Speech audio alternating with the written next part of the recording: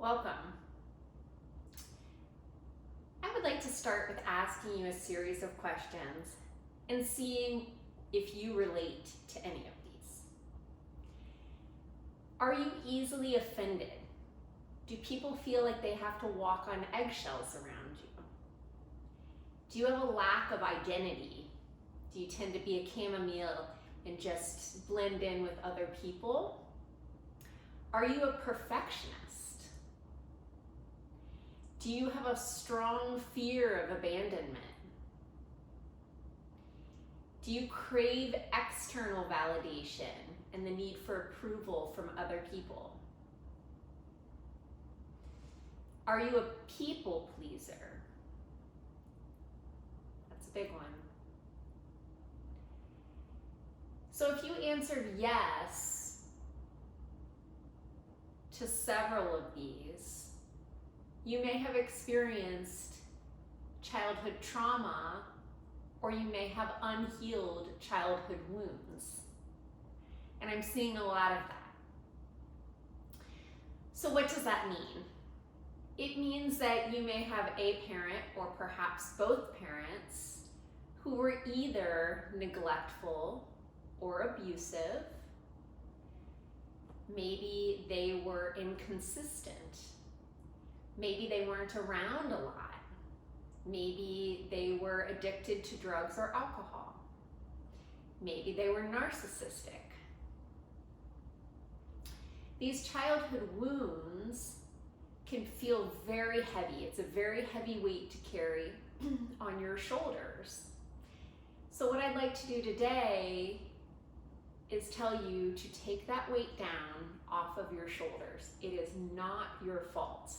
What happened to you as a child is not your fault. And what I'm seeing is that it's just so sad that so many of us carry this blame and this shame into our adult years. And it may be unconscious or subconscious, we may not even know why, but we blame ourselves so deeply for everything in our childhood. We felt like we weren't good enough. We felt like we could never do things to please our parents. And as a result, in our adulthood, we self-sabotage. A lot of times we are avoidant and scared of relationships, or we're clingy in relationships, or we try so hard to please other people and we're codependent because we have to feel like we have to take care of other people, solve other people's problems. The other thing that can happen is that we can have our own addictions, be a workaholic, a shopaholic, overeat, binge drink. And as a result, that's another form of self-sabotage. So it's really important to identify these childhood wounds and trauma and then work to heal it. So people with childhood trauma typically have a strong fear of expressing their emotions because typically they either were not accepted or that was not allowed in their childhood. So the first thing is to learn how to process and express your emotions. We have to feel it to heal it. So learning to accept each emotion as it is, free from any judgment. Learn to name the emotion and then understand that that emotion is a feeling that is temporary and the emotion is not you. So learning to say, I feel sad or I feel angry, rather than I am sad and I am angry, okay? Learn that separation from the self. Number 2 is listen to your inner child. What is that message of that little child that's still within you?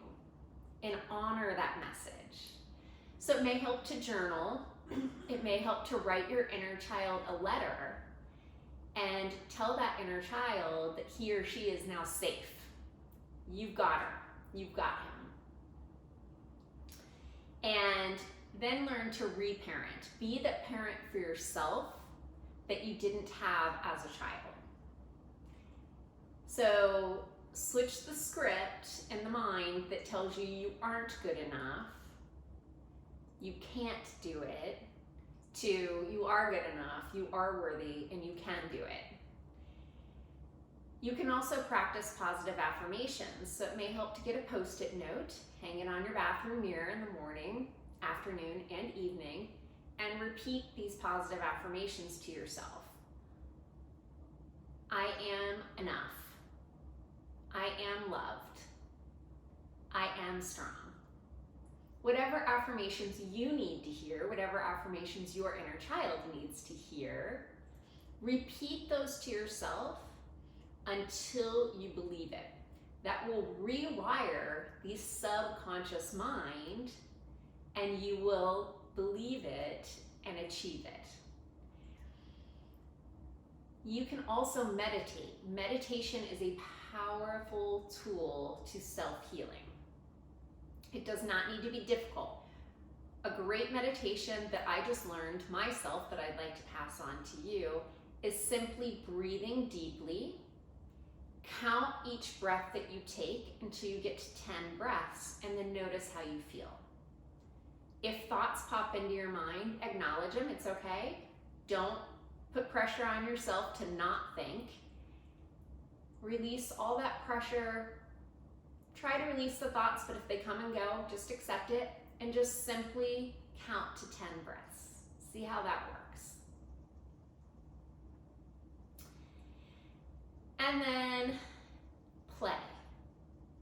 A lot of times, if we've experienced childhood wounds, childhood trauma, we were robbed of a lot of that fun, freedom that children need to experience to learn and to grow. So harness that inner child, have some adventure, go to a park and swing on a swing set, run and play, paint, get an adult coloring book and color, but allow yourself some time for freedom and for play. So healing the inner child wound will help in every aspect of your life. It will create confidence, it will create calm, and it will help you avoid those self-limiting patterns. So that is my tip for the day. I hope you've enjoyed. If so, hit that thumbs up. And if you have already subscribed, thank you so much. Our family and tribe are growing. If you haven't, hit that subscribe button and join so you don't miss any of these fun tips. I would love for you to comment, tell me where you're from, tell me if you've experienced a childhood wound and what you're doing to try to heal that.